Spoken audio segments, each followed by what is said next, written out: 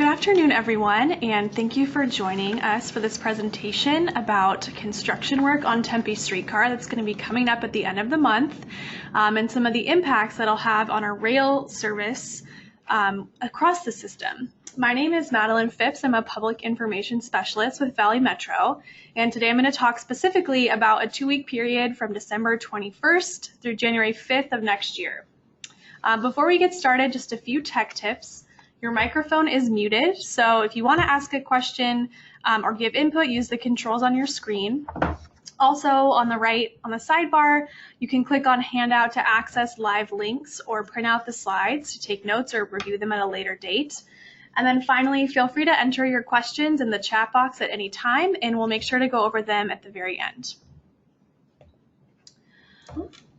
So for an agenda of what we're going to cover today, first of all, I'll talk a little bit about why the schedule change is happening, providing more of a detailed look at the construction work that will occur, and also discuss why the location of Tempe is going to impact the whole system.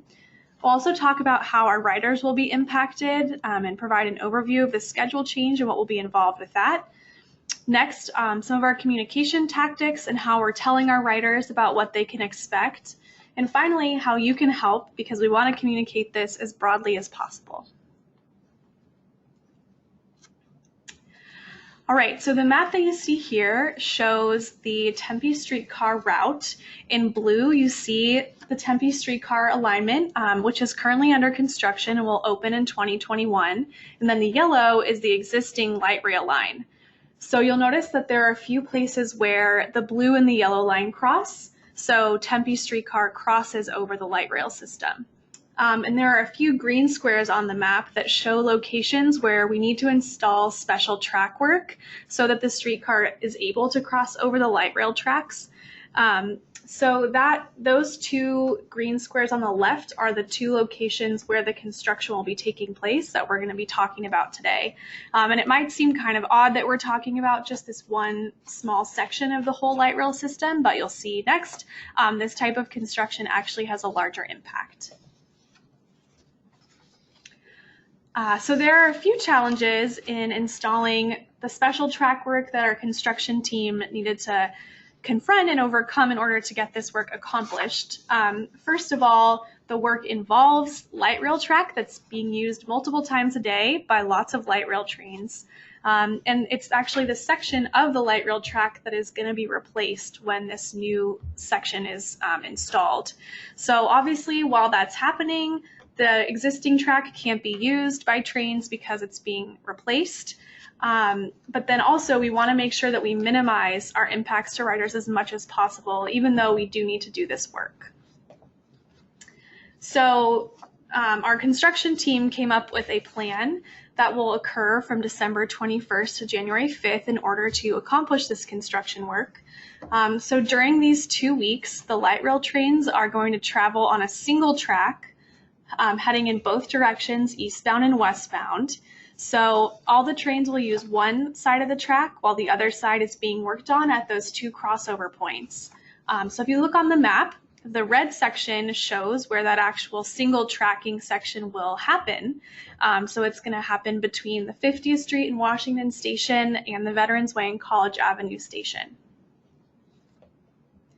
So as a result of this work, the trains are going to be spaced throughout the system at larger intervals so that they could safely travel through that section where they're only using a single track.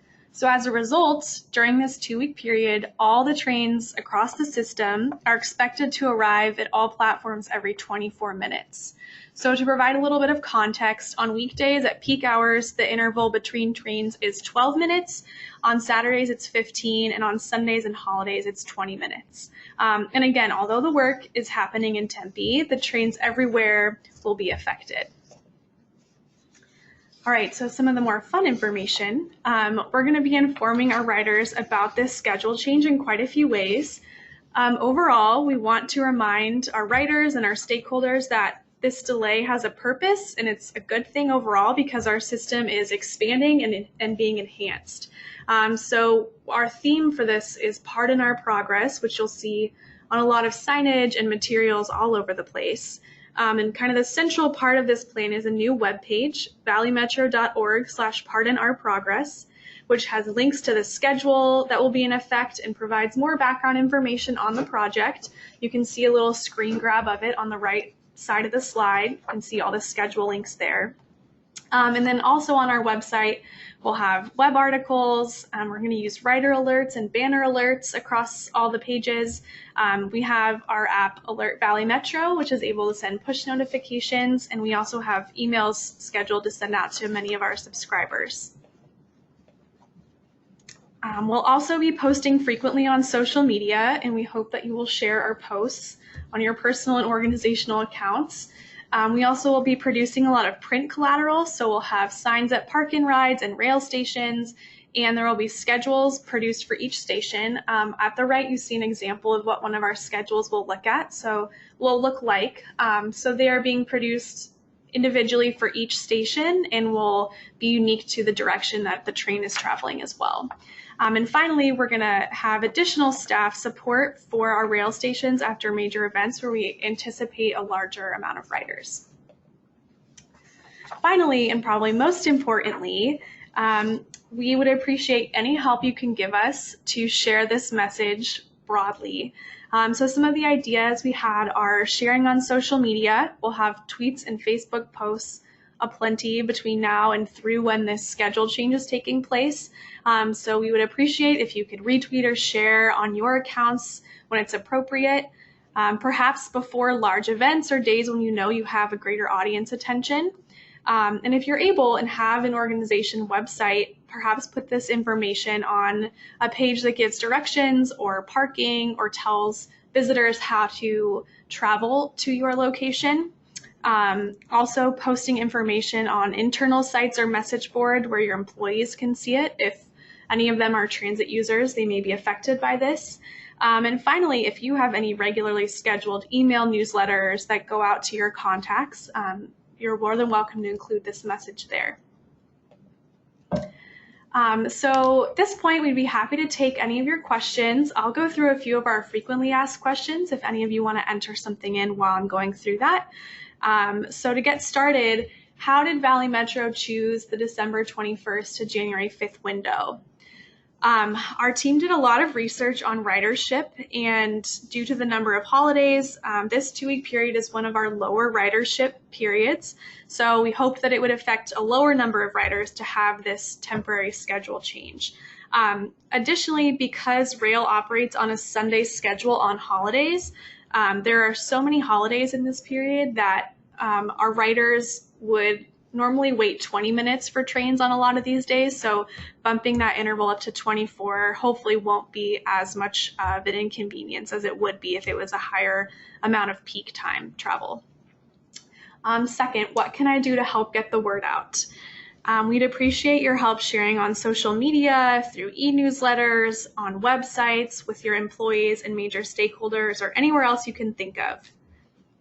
Could this happen again?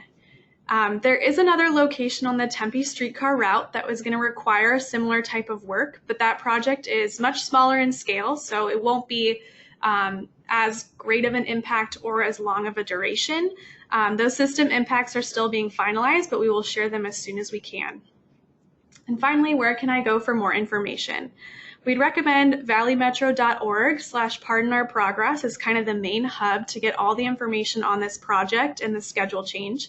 And you can also follow Valley Metro on Facebook, Instagram, and Twitter for all of our regular news and updates. And then you'll, of course, see a lot of the information about the schedule change sprinkled in there over the next month and a half as well. So do we have any additional questions or comments? Okay, doesn't look like we do at this time.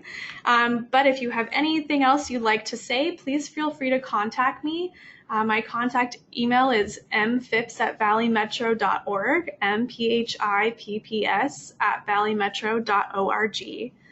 And with that, that concludes our presentation for today.